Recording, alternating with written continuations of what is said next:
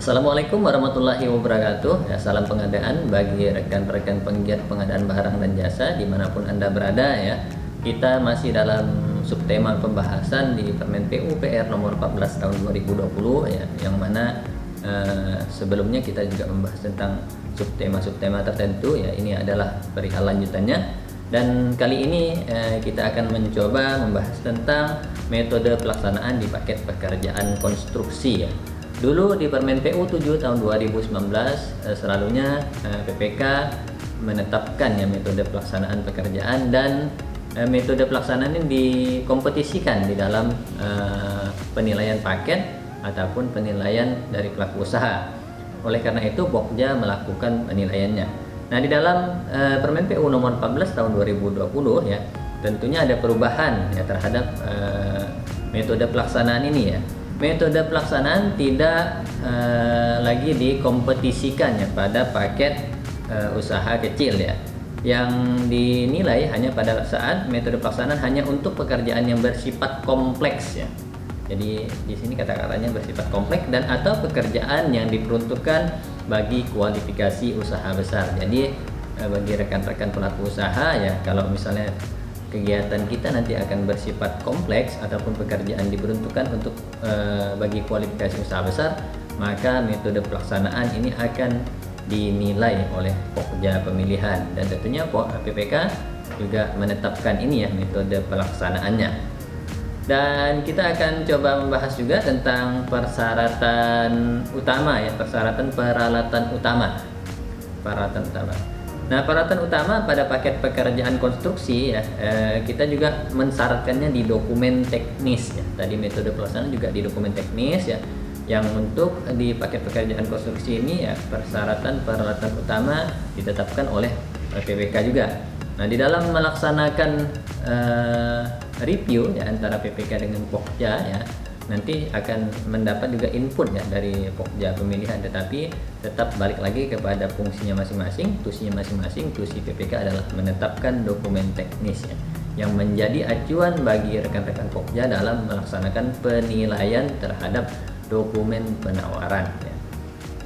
Oleh karena itu ya, kepemilikan peralatan ya diberikan ya, yang disampaikan oleh pelaku usaha ya adalah untuk semua nilai pemaketan. Kepemilikan peralatan dapat berupa milik sendiri. Jadi kalau milik sendiri ya tentunya kita membuktikannya dengan mudah, karena peralatan ada buktinya, bukti bahwa itu adalah hak milik ya dari perusahaan itu sendiri. Ataupun sewa beli ya, bisa perjanjian sewa tetapi sewa tersebut adalah sewa beli, ataupun sewa kepada pihak lain ya dengan perjanjian sewa yang bersyarat ya, tetapi bukan surat dukungan ya. Jadi tidak ada kita mengenal dukungan di dalam pelaksanaan tender di paket Permen PU nomor 14 tahun 2020. Nah, di dalam kepemilikan peralatan ini yang dilakukan oleh Pokja adalah mengevaluasinya. Nah, bagaimana cara mengevaluasinya? Apabila bukti sewa yang disampaikan ya, maka Pokja pemilihan ya melakukan klarifikasi ataupun konfirmasi ya terhadap kebenaran surat sewanya ya. Jadi rekan-rekan pelaku usaha yang memasukkan dokumen tersebut adalah dokumen sewa, maka akan dilakukan klarifikasi terhadap kebenaran sewanya. Apakah benar ya bahwa pelaku usaha atas nama PT A ya, itu melakukan perjanjian sewa dengan pemilik alat tersebut ya. Dan ada sewa beli. Tadi sewa beli juga kita dapat buktikan dengan bukti bayar ya, bukti pembayaran bisa ya, bukti pembayaran sewa beli ya, invoice uang muka ataupun angsuran. Jadi boleh nih kalau disampaikan ada invoice-nya ya, uang mukanya ataupun angsuran. Jadi angsuran keberapa misalnya, jadi diangsur selama berapa tahun misalnya, itu boleh ya. Ataupun kalau milik sendiri kita sangat mudah membuktikannya ya, kita lihat tinggal bukti miliknya berupa kalau misalnya kendaraan ada STNK, BPKB ataupun bukti beli ya. Dan satu lagi ya yang sangat banyak ya dulunya kita syaratkan di Permen PU 31 ya, kembali kepada Permen PU nomor 7 sudah sangat sedikit adalah personil manajerial. Nah, kalau dulu di Permen PU 31 kita mengenal hanya personil inti untuk paket pekerjaan konstruksi, tetapi dikenalkan di Permen PU nomor 7 tahun 2019 dikenalkan dengan personil manajerial. Nah, personil manajerial juga masih berlanjut kepada Permen PU nomor 14 tahun 2020, tetapi lebih tegas ya untuk di Permen PU nomor 14 tahun 2020 pada paket usaha kecil ya.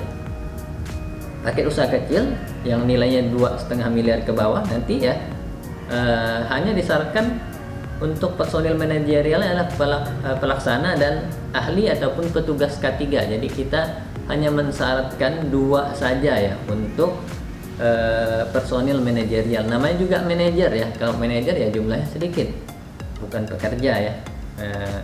Dan untuk pemaketan di usaha menengah dan besar ya, kita selaku PPK hanya mensyaratkan 4 personil manajerial saja, yaitu manajer proyek ya, manajer teknik, manajer keuangan, dan ahli ataupun petugas K3. Nah, oleh karena itu di dalam paket menengah ya, 4 jabatan ini ya berarti harus 1 orang dengan 1 jabatan. Tidak boleh menggunakan SKA yang berlebihan ya. SKA ada 2 misalnya 1 personil, itu tidak ya. Tetapi disyaratkan hanya 1 sertifikasi saja ya di dalam memilih personil manajerial ini. Dan untuk di besar ya, paket usaha besar, tentunya pemaketan yang usaha besar ini bisa saja menambah jabatan manajer teknik. Jadi boleh ditambah nih manajer tekniknya kalau di paket besar. Misalnya kita menambah manajer teknik 1 dan 2 misalnya. Jadi berarti personil manajerialnya ada 5 ya.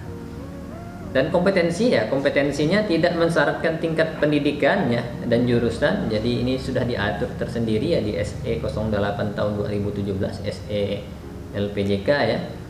Kita tidak akan meminta kembali kalau di dalam dokumen teknis untuk persyaratan pendidikan. Jadi hanya keahliannya saja ya yang kita minta. Jadi pendidikannya tidak. Jadi dianggap di dalam Permen PU ini ya yang penting adalah bukti keahliannya. Jadi kalau sudah mendapatkan bukti keahlian yang diterbitkan oleh LPJK itu, maka dianggap si personil manajerialnya sudah menempuh pendidikan sesuai dengan SE 08 tahun 2017 ya, SE-nya LPJK ya.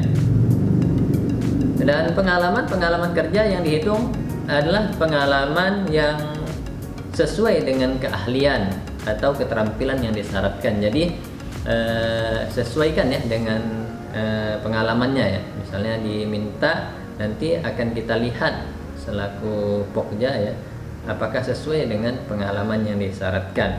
Nah, pengalaman kerja dihitung sejak personil lulus pendidikan ya, minimal lulus pendidikan minimal sesuai persyaratan untuk memperoleh SKA ataupun SKTK sesuai yang disyaratkan. Jadi hal tersebut kalau menghitung pengalaman, jadi kita melihat dari jenis SKA ataupun SKT-nya dan tahun lulus pendidikannya yang terakhir ya, seperti itu.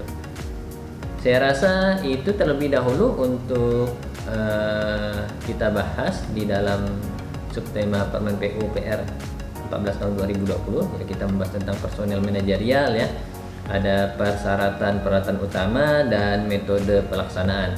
Oleh karena itu, bagi rekan-rekan yang ingin mempertanyakan hal-hal tertentu tentang perubahan di Permen PU nomor 14 tahun 2020 ya, baik dari PPK, Pokja ataupun pelaku usaha, silakan menulis di kolom komentar ataupun melalui email ataupun Facebook yang ada di layar Anda ya. Nanti silakan Anda lihat dan Anda boleh menanyakan ataupun berkonsultasi tentang hal-hal tersebut. Dan terima kasih kepada rekan-rekan yang sudah subscribe ya, dan like ataupun share terhadap video ini. Mudah-mudahan dapat dikembangkan dan menambah hasanah di dalam dunia pengadaan barang dan jasa. Terima kasih, sekian dari saya. Wassalamualaikum warahmatullahi wabarakatuh.